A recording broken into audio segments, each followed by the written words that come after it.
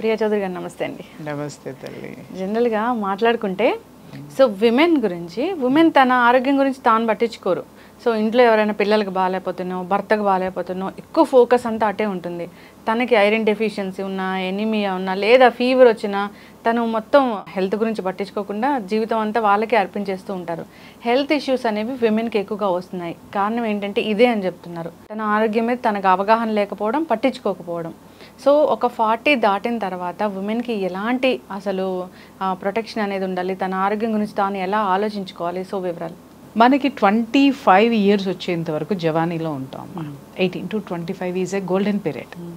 Okay, అది ఆరోగ్యంగా బాగుంటాము. అందులో ఒక సామెత ఉంటుంది, వయసులో కోతిని చూసినా కూడా అందంగా ఉంటాము. సో ఎందుకు అనంటే మన మెటబాలిజం సిస్టమ్ కరెక్ట్గా పనిచేస్తుంది, హ్యాపీగా ఉంటుంది. ఆ ఏజ్లో మనకి ఏ విధమైనటువంటి స్ట్రెస్ కానీ ఇంకొకటి కానీ ఉండదు. కారణం ఏంటంటే మన బాడీ కరెక్ట్గా పనిచేస్తుంది కాబట్టి, మన సిస్టమ్ కరెక్ట్గా పనిచేస్తుంది కాబట్టి. తర్వాత ఆఫ్టర్ 25 మెల్లమెల్లగా ఏమవుతుందంటే మన సిస్టమ్, మెటబాలిజం సిస్టమ్ తగ్గుతూ వస్తూ ఉంటుంది. అంటే ఏజ్ 25 వరకు కూడా ఎదిగేటటువంటి ఏజ్ అయితే 25 దగ్గర మనం నిలబడిపోతాం. అక్కడి నుంచి మనం దాన్ని నిలబెట్టుకునే ప్రయత్నం చేయాలి.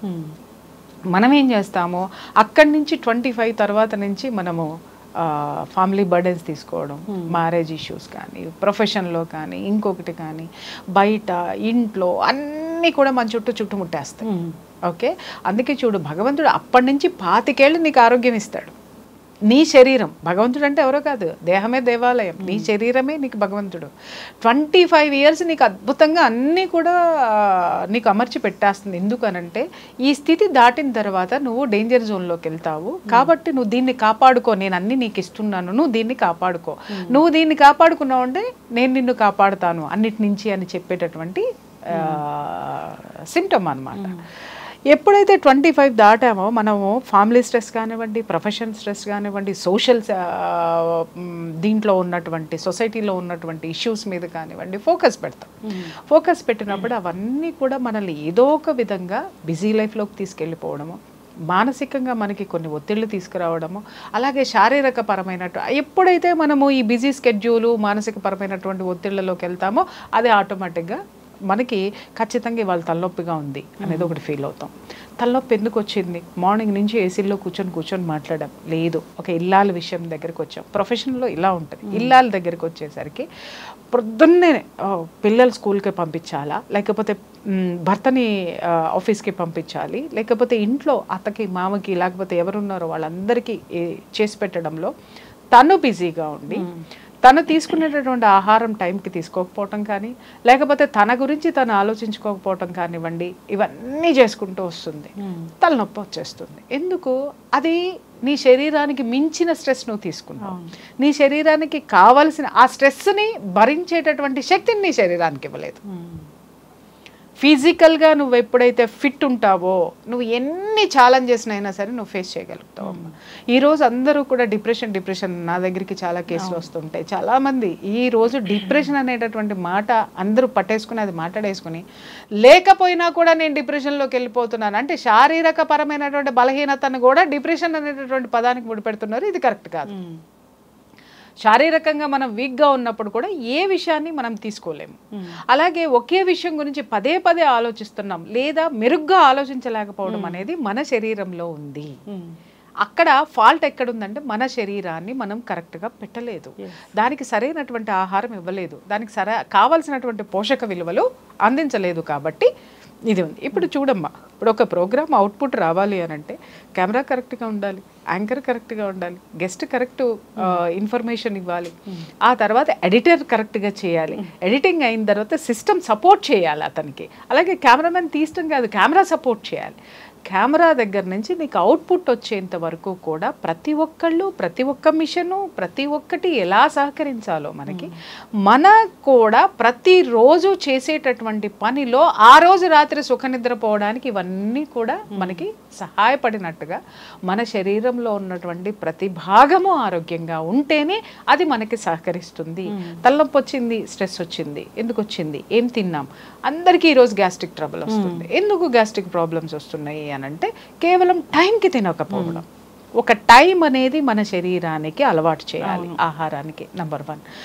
రెండోది, ఇప్పుడు అందరికీ కూడా విటమిన్ డెఫిషియన్సీలే. మీరు చూడండి, ఏ విమెన్ని తీసుకోండి, D vitamin deficiency main, B12 deficiency, magnesium deficiency, sulphur deficiency, zinc deficiency, మొత్తం అంతా కూడా మినరల్స్ కానీ విటమిన్స్ కానీ డెఫిషియన్సీ ఎందుకు వస్తుందంటే మార్నింగ్ లేవగానే ఇంట్లోనే ఉంటుంది ఇల్లాలు, గృహిణి.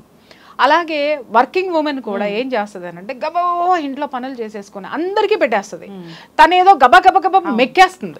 తినడం కాదు, మెక్కటం అంటారు దాన్ని. మెక్కేసేసి గబగబా ఒక బాక్స్ తను కూడా వేసుకొని చలో ఎక్కడికి వెళ్తుంది, ఇక్కడ నుంచి క్యాబ్లో కూర్చుంటుంది, లేదా ఈ రోజు మెట్రోలో కూడా ఏసీలు వచ్చేసాయి. ఎక్కడా కూడా మనకి సూర్య భగవానుడు అనేటటువంటి వాడు మన శరీరానికి తగలకుండా మనం చాలా జాగ్రత్తగా పడుతున్నాం. ఎందుకు మనకి డి విటమిన్ డెఫిషియన్సీ వస్తుందంటే నువ్వు ఇండోర్లో ఎక్కువ ఉంటున్నావు, నాట్ అవుట్డోర్. ఇండోర్లో ఎక్కువ ఉంటున్నావు, అవుట్డోర్లో లేవు. ఎప్పుడైతే నువ్వు ఎండ వచ్చినప్పుడు నువ్వు బయటికి వెళ్తావో, పొద్దున్నే చూడండి ఇదివరకు కళాపు జల్లి పుగ్గులు పెట్టి అన్నీ చేసి తర్వాత ఎండలో బట్టలు ఆరేయడానికి కనీసం వాళ్ళకు ఒక అరగంట పట్టే. ఇంటిల్లి పాది బట్టలు ఉతికి ఎండలో ఆరేసినప్పుడు ఆ ఎండలో ఎక్కువసేపు ఉండేవారు, డి విటమిన్ ఉండేది. అలాగే ఇంట్లో ఉన్న ఏమైనా ఆరబెట్టడానికి ఎండలో ఆరబెట్టి అక్కడ కాపలా కూర్చునేవాళ్ళు. ఆ కొంచెం నీడలో కూర్చున్నా కూడా ఆ యూవీ రేస్లు ఏమయ్యాయి అంటే మన బాడీకి వచ్చాయి. అందుకని డి విటమిన్ డెఫిషియన్సీ అనేది మన పెద్దలకి లేదే, మనకే ఎందుకు వచ్చింది? ఎందుకు అనంటే మొత్తం సూర్యుడిని టచ్ మీ నాట్ అనేసామన్నమాట. అలాగే ఇప్పుడు ఇల్లాలు కూడా ఏమవుతుంది, గబగబా పనులు చేసేసుకోవడం, అది అయిపోయిన తర్వాత టీవీ చూడడం, లేదా గబగబా పనులు చేసుకోవడం, అది అయిపోయిన తర్వాత వీడియోలు చూడడం. నేను తప్పు పట్టట్లేదమ్మా, రొటీన్ లైఫ్ గురించి ఎక్స్ప్లెయిన్ చేస్తున్నా. అది ఇంపార్టెంటే కావచ్చు, గబగబా బట్టలు ఉతికేసుకోవడం, ఎవరికో ఒక పనులు చేసేసుకోవడం, ఎవరికో ఒకళ్ళకి సోది ఉప్పర సోదంతా మనం మాట్లాడుకోవడం లేదు. ఆ టైం కూడా లేనటువంటి ఉమెన్ ఉన్నారు. ఒకదాని తర్వాత ఒకటి. ఇప్పుడు జాయింట్ ఫ్యామిలీస్ ఉన్నాయనుకోండి, అత్తగారు ఏదో ఒకటి చెప్తుంది, మాంగారు ఏదో ఒకటి కావాలంటారు, తర్వాత ఆడపడుచులు వచ్చి ఏదో ఒకటి అంటారు. చాకిరీ చాకిరీ చాకిరీ చాకిరీ ఆ గదికి పరిమితం అయిపోతుంది, ఆ ఇంటికి, ఆ వంట గదికో లేకపోతే ఆ ఇంటికో ఆమె పరిమితం అయిపోతుంది. ఆమెకి ప్రకృతితోటి సంబంధాలు కట్టు, అలాగే తన దేహం నుంచి కూడా సంబంధాలు టోటల్గా కట్ చేసుకొని ఉంటుంది. ఇంట్లో ఎవరికి రోగం వచ్చినా వాళ్ళకి ఏం కావాలో కనుక్కొని డాక్టర్ చెప్పిన దాన్ని ఫాలో అయ్యి టైం టు టైం వాళ్ళకి ఇస్తుంది. అవును, ఓకే, దే ఆర్ హెల్తీ. వాళ్ళందరికీ ఏంటి అని అంటే ఈవిడ చూసుకుంటుంది కదా. ఇంకొకటి ఏంటంటే ఇక్కడ ఫ్యామిలీలో కూడా మనం గమనించాల్సింది ఏంటంటే, ఈమె చాకరీ చేసిన తర్వాత పిల్లలు కానీ భర్త కానీ, ఒకవేళ ఆడపడుచులు అయితే వాళ్ళు కానీ, లేకపోతే మరుదులు బావగారులు అయితే వాళ్ళు కానీ, అత్త కానీ మాంగారు కానీ ఎవ్వరూ కూడా వాళ్ళు కోలుకున్న తర్వాత ఒక చిన్న థ్యాంక్స్ కూడా ఆవిడకి చెప్పరు. ఎగ్జాక్ట్లీ చెప్పరు. అంటే కృతజ్ఞత కోరుకోనటువంటి జీవితంలో ఎంత అద్భుతమైనటువంటి ప్లేస్ ఆవిడ తీసుకుంది. దాన్ని ఎవడు ఈ ప్రపంచంలో ఎవడు గుర్తించడు. ఫస్ట్ అదొకటి. అది కూడా ఒక విధమైనటువంటి లోటే ఆమెకి. అది గుర్తించకపోగా 90% తగ్గుతుంది, 10% ఎక్కడుందో, నువ్వు సరిగ్గా నాకు ఆ రోజు చేయలేదు, లేదా నువ్వు కరెక్ట్గా ఇవ్వలేదు, మా కోడలో ఏదో ఓ రోజు పట్టించుకుంటా ఓ రోజు పట్టించుకో. షీఈస్ ఆల్సో హ్యూమన్ బీయింగ్ అండి. ఆమె కూడా మనిషే. మీకు బాగోనప్పుడంతా మీకు బాగుండేదాకా సపర్యలు చేయడానికి మరబొమ్మ కాదే. తనకే ఒక శరీరం ఉంది, ఆ శరీరంలో వచ్చేటటువంటి బాధలు ఉంటాయి, అలాగే మానసిక బాధలు ఉంటాయి, భర్త నుంచి వచ్చేటివి ఉంటాయి, పిల్లల నుంచి వచ్చేటటువంటి స్ట్రెస్ ఉంటుంది. ఇవన్నిటికీ ఆవిడకి విశ్రాంతిని మీరు ఇవ్వరా? ఆవిడ సెలవు కోరుకోదా? ఇప్పుడు మనకి వర్కింగ్ ఉమెన్కి కానీ వర్కింగ్ ప్లేస్లో మనకు ఒక రోజు సెలవు ఉంది, వారానికి ఒక సెలవు ఉంది. గృహిణికి ఏదమ్మా సెలవేది? అవును, లేదు. ఆ రోజు ఇంకా ఎక్స్ట్రా బర్డెన్ ఉంటుంది, ఎక్స్ట్రా వర్క్ ఉంటుంది. అది తీసి పక్కన పెడితే ఎవరికి ఏం కావాలో ఆ పోషక విలువలు ఇచ్చేసి ఆ శరీరాన్ని సిద్ధం చేసి మళ్ళీ వాళ్ళని ఈ ప్రపంచంలోకి తీసుకొచ్చేస్తుంది. చెయ్యడం వల్ల తను చేసేటటువంటి త్యాగాలు ఎలా ఉంటాయంటే, వీళ్ళకి చేసి చేసి చేసి వాళ్ళకి ఇస్తున్న దాంట్లో కనీసం కొంచెమన్నా ఆమె తీసుకుందాం తాగుదాం అనేటటువంటి, ఇప్పుడు ఒక జ్యూస్ వాళ్ళ ఇంట్లో వాళ్ళకి ఇస్తుంది అనుకుందాం అమ్మ, అది తిరిగి తను తాగాలనేటటువంటి ఉద్దేశం ఇది వాళ్ళకి, తనకి హ్యాపీ ఫీల్ అవుతుంది, ఇది వాళ్ళకి, ఆ ఉద్దేశంతో ఉంటుంది తను, ఇది వాళ్ళకి. అంటే వాట్ అబౌట్ యూ? నీకు సరే ఇలా త్యాగం చేసేస్తూ ఉంటుంది. అలాగే అర్ధరాత్రులు అపరాత్రులు అక్కడ ఇంట్లో ఎంతమంది పిల్లలు ఉన్నారో భర్త యొక్క టెన్షన్లో, అత్తమామల యొక్క టెన్షన్లో, ఈమె పుట్టింటి టెన్షన్లో, తర్వాత పిల్లల టెన్షన్లో అన్నీ కలిపి గ్రైండర్లో వేసి మిక్సీలో వేసి ఆవిడ శరీరంలో పోసేసుకుంటుంది. ఆవిడ తాగే జ్యూస్ అదే. ఇది శరీరం తట్టుకోవాలి అని అంటే నీ శరీరాన్ని నువ్వు సిద్ధంగా ఉంచావా, బలంగా ఉంచావా నేను అడుగుతున్నా. సిద్ధంగా అంటే బలంగా ఉంచావా నువ్వు? నీ గురించి నువ్వు పట్టించుకోవటం లేదు. ఇంట్లో ఎవరికి వచ్చినా లేదా ఇంటిల్లి పాదికి వచ్చినా కూడా ఒక్క ఇల్లాలు సేవతోటి ఇల్లు మొత్తం కూడా ఆరోగ్యవంతం అవుతుంది.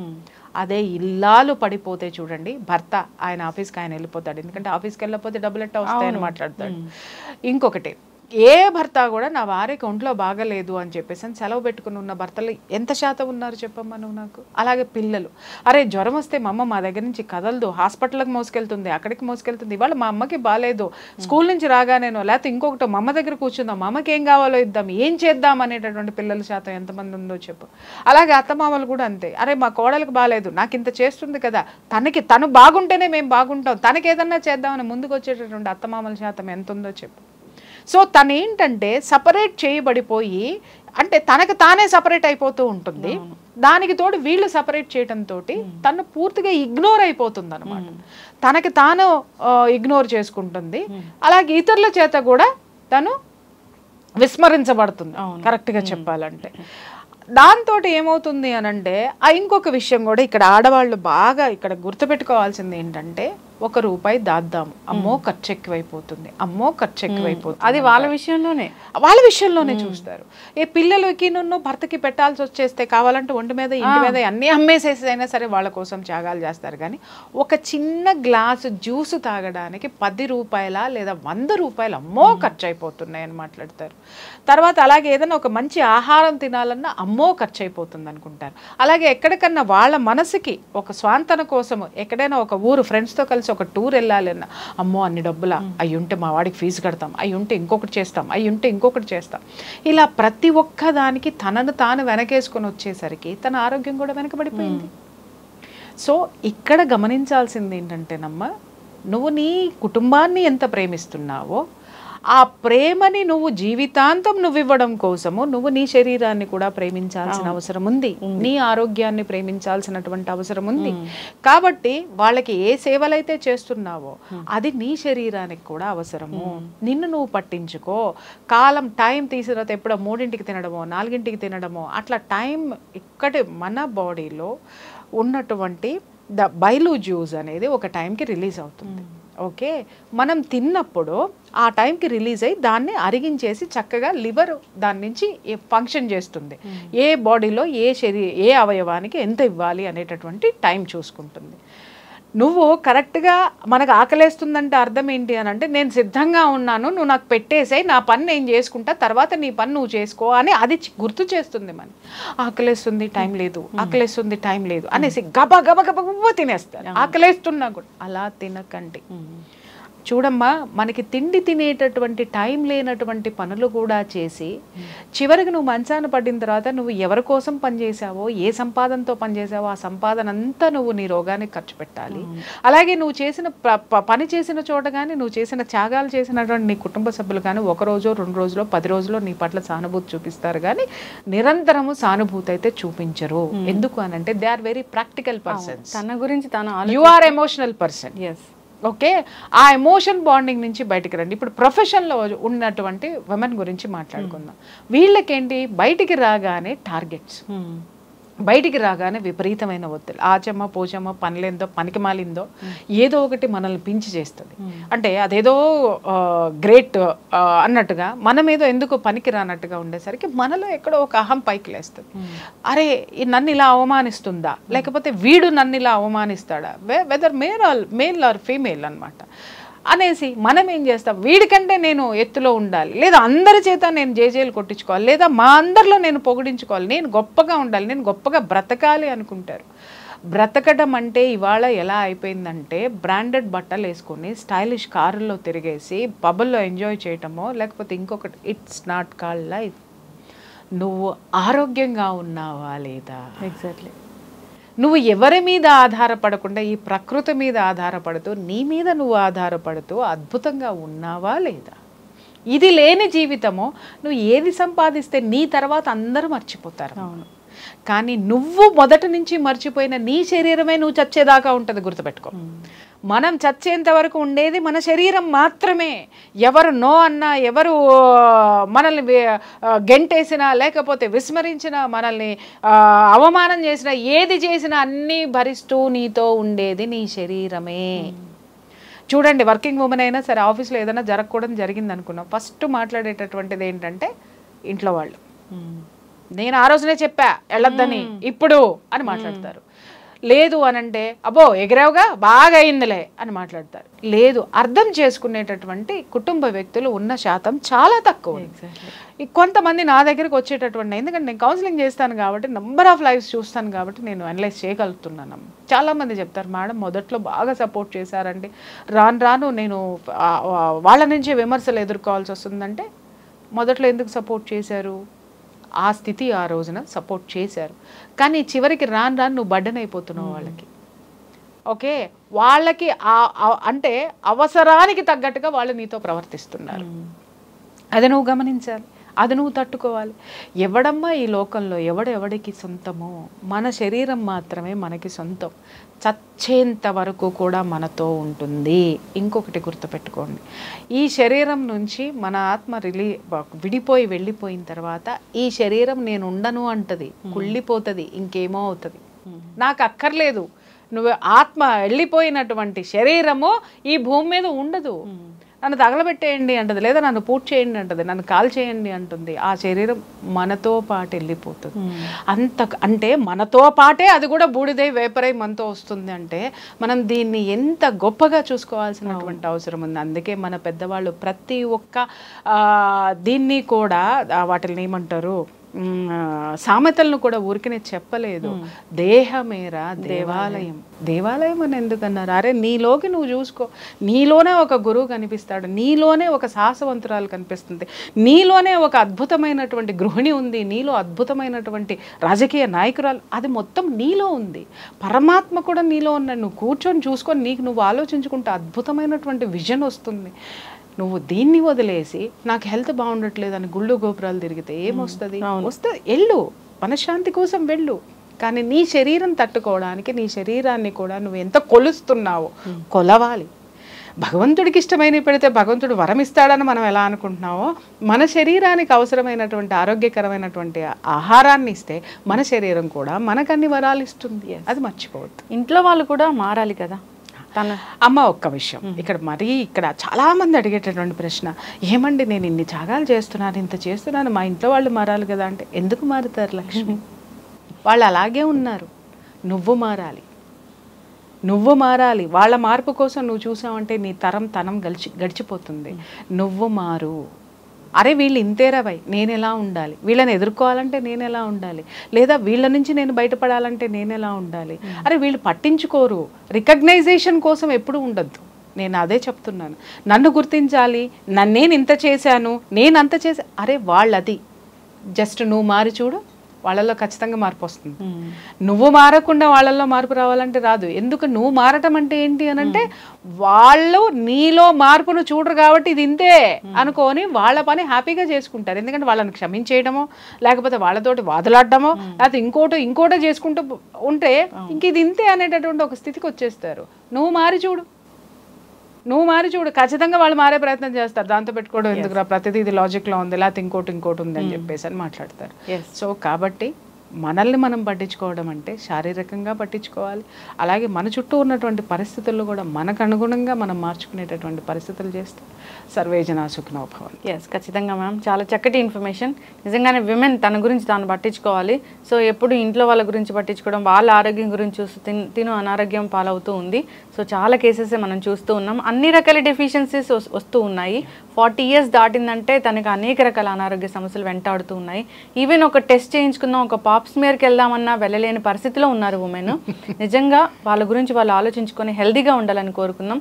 తను హెల్దీగా ఉంటేనే ఫ్యామిలీ అంతా కూడా బాగుంటుంది. Thank you so much. Thank you.